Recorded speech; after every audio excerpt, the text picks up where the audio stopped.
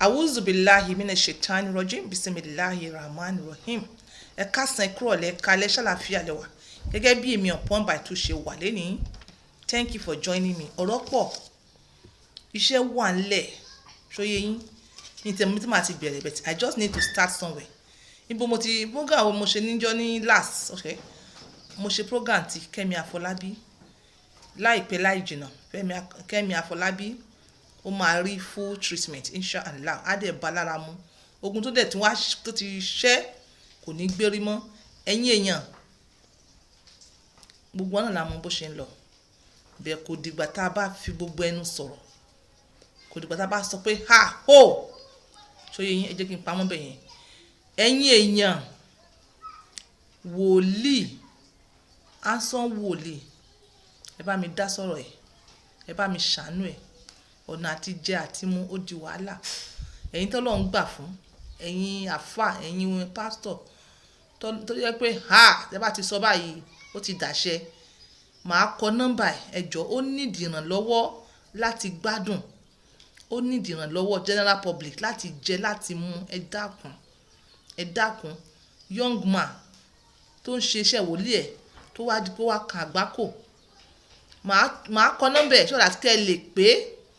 wàláì tẹ̀láì sọmọbìláì wàzíláwà ojú ọlọ́run tó èmi ń ṣe nítorí ọlọ́run ni on point by two using my words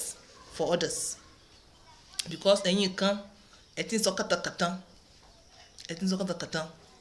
gbogbo èèyàn tó wá sọ kàtàkàtàn tí ojú rẹ̀ ò tó ó kù yín ó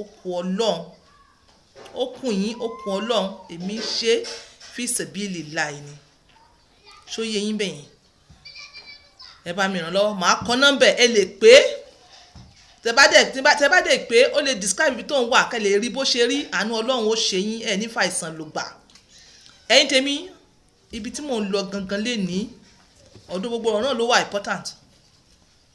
Ọlọ́run dá àwọn nǹkan míì nítorí àǹfààní ara yín lọ́lọ́run fi ṣe ní ṣépù tó ṣe yẹn. Ọ̀rọ̀ pọ̀ o but ẹ jẹ́ kí n bẹ̀rẹ̀ láti orí eléyìí náà. Ṣóyé yín ẹ wo kíní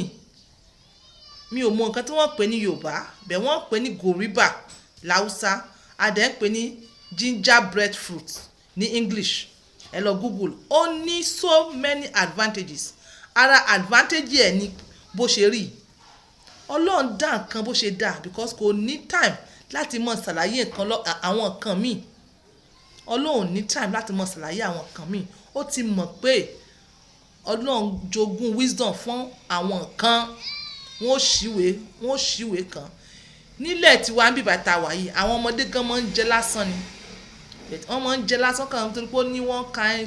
sugary taste but ẹ̀yin bá ó ní lot of nutrients ó ní vitamin A vitamin B vitamin C ó ní zinc ó ní calcium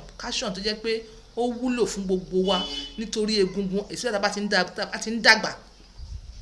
Ó dáa fún BP ó dáa fún control of diabetes. Ṣóyé yín tó máa bá yín minimize ẹ̀. Ṣóyé yín the thing is that báwo ni ẹ ṣe fẹ́ máa lò. Ṣóyé yín ó dáa fún skull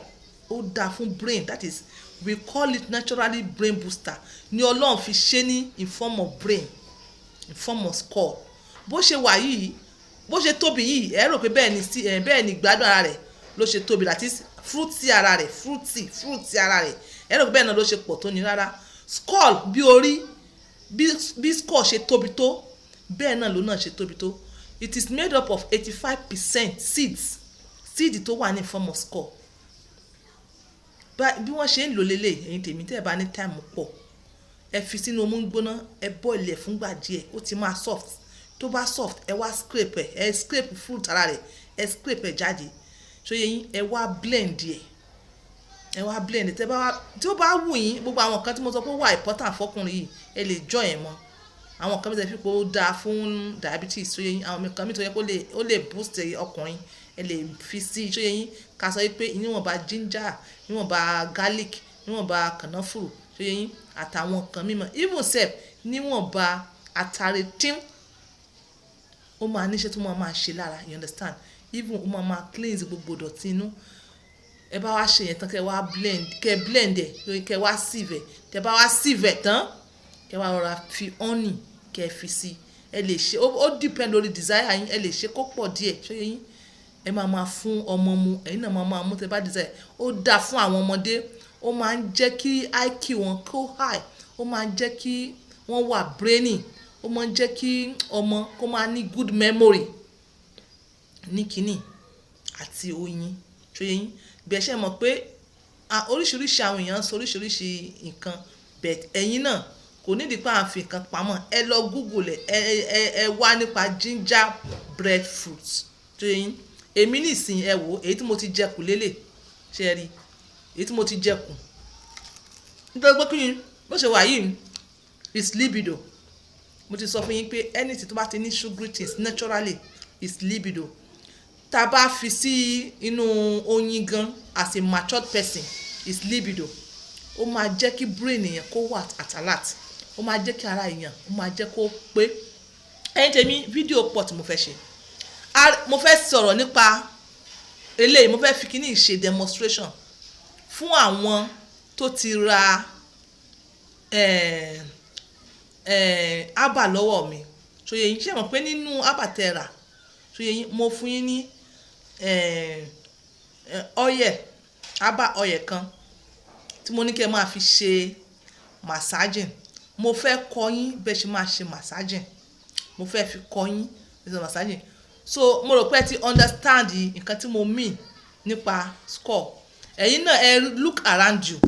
àwọn seed mi ẹ̀yin náà ẹ look around you very well or should I say ṣé àwọn tó Ọlọ́run fún ní wisdom ni ẹ̀yin ẹ woru gòròǹtùlà any seed tẹ́ bá rí pé wọ́n ń ṣí bí gòròǹtùlà yẹn ṣé yín tí wọ́n mú kinní kan jáde tó wá di pé ó ń wà slimy ẹ̀yin náà ti mọ̀ pé ó máa ṣiṣẹ́ lubricant ó máa ṣiṣẹ́ fertility ó máa ṣiṣẹ́ ìgbádùn tó yẹ yín so tẹ́ bá wá rí plant kan tó jẹ́ pé ó ní flower lẹ́yìn flower ó tún wá ní òdòdó lórí ó tún wá kó ẹyọ sínú ẹ̀yin náà mọ̀ pé ó ní iṣẹ́ tó máa ṣe nínú ara ọkùnrin so tẹ́ bá wò báwo ni wọ́n ṣe discover pé ata ẹ̀yin náà rí pé gbogbo ata ẹ rí pé ó ní bí seed nínú tá bá wá sọ pé nǹkan kan tó dáa fún egungun ẹ rí pé ó máa wá in form of bí egungun bí shape egungun number one ẹ jẹ́ ká wo turmeric ó dáa gidi gan ó dẹ̀ ń ṣiṣẹ́ egungun ẹ jẹ́ ká wo ginger ó dáa gidi gan ó ń ṣiṣẹ́ nǹkan mìíràn ó dẹ̀ ń ṣiṣẹ́ egungun ní ginger ẹ̀yin rí pé shape wọn so ẹ̀yin ẹ wá wo kíní tí mo mú dání ádà yín nǹkan ẹ gbà bẹ́ẹ̀ gbà iṣẹ́ ńlá ni ó ní reason tó náà fi create àwọn nǹkan tó create ẹ wo kíní tí mo mú dání ẹ wá wo carrot ẹ nídìí láti ṣe wàhálà èèyàn nǹkan tí mo sọ lánàá ṣóyẹ yín mo lè mọ́ sọ lẹ́ni ó ní gbójoojúmọ́ nìkan tẹ̀síwájú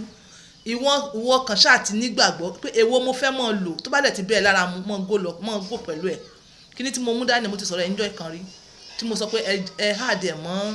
ginger bẹ́ẹ̀ ṣe flushing tẹ́ ti detoxify yẹn tẹ́ bá fi kẹ́ máa jẹ́ odidi báyìí ẹ̀ rí bó ṣe máa help yín alhamdulilayi àwọn èèyàn ń pè mí wọ́n ní wọ́n jòrè ọ̀fẹ́ kíní ìṣe wà báyìí náà kẹ́ wá mú carrot náà kẹ́ blend ẹ̀ papọ̀ mọ́ kíní kẹ́ fi kànáfùrù ìwọ̀nba sí ẹ lè fi oyin sí ó ti ṣiṣẹ́ nǹkan oríṣi mẹ́ta tó ń ṣiṣẹ́ ọkùnrin omi máa pọ̀ sí ó máa nà sí ó sì máa fún ní strength bó ṣe wà yìí so fún àǹfààní ẹ̀yin tẹ́ ti ra ọjà lọ́wọ́ mi tó yẹ yín màá mọ̀ fi ọgbọ́n mọ̀ fi ṣe iṣẹ́ ilé yìí tó yẹ yín màá mọ̀ fọgbọ́n ṣe so mo sọ fún yín ẹ mọ̀ wọ́wọ́ mi wò mo sọ fún yín mo ní ẹ máa fọ́ọ̀mù ọwọ́ yín ẹ máa fọ́ọ̀mù ẹ̀ síwó tó yẹ yín ẹ máa fọ́ọ̀mù ọwọ́ yín síwó kíní yìí ó wà important kùkúmbà yìí bó ṣe wà yìí ó fún èèyàn ní omi púpọ̀ lára especially níbi àtọ̀ ó dẹ̀ ń jẹ́ kí ara clean ó ń jẹ́ kó fresh ṣe ẹ rí bí mo ṣe ń ṣe ìbẹ̀rẹ̀ tí máa ṣe tẹ bá wá dé ẹ nóòtì bíbí ibi tí mo dé yìí ṣe ibi tí mo dé yìí ẹ ní ṣe báyìí ṣe lè yín ẹ ní ṣe báyìí ẹ ní ṣe báyìí ẹ ní ṣe báyìí o ṣóyé yín báyìí lẹ́sẹ̀ ẹ mọ̀ ṣe lọ òkè ní o tẹ bá wá dé bíbí ẹ wá ṣe báyìí ẹ wá padà sí bíbí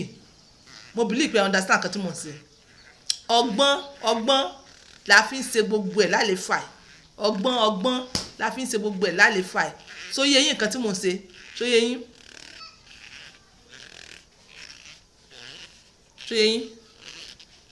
ẹ bá débí ẹ yọwọ́ ẹ padà báyìí ẹ mọ̀ wọ́ wá sílẹ̀ tẹ bá wọ́ wá sílẹ̀ nǹkan ọmọkùnrin ó máa wálẹ̀ ó máa súnjọ kò ní nà mo believe I understand mo ti bring to you now like 3 or 4 so ẹ pàdé mi ní the next video bye for now.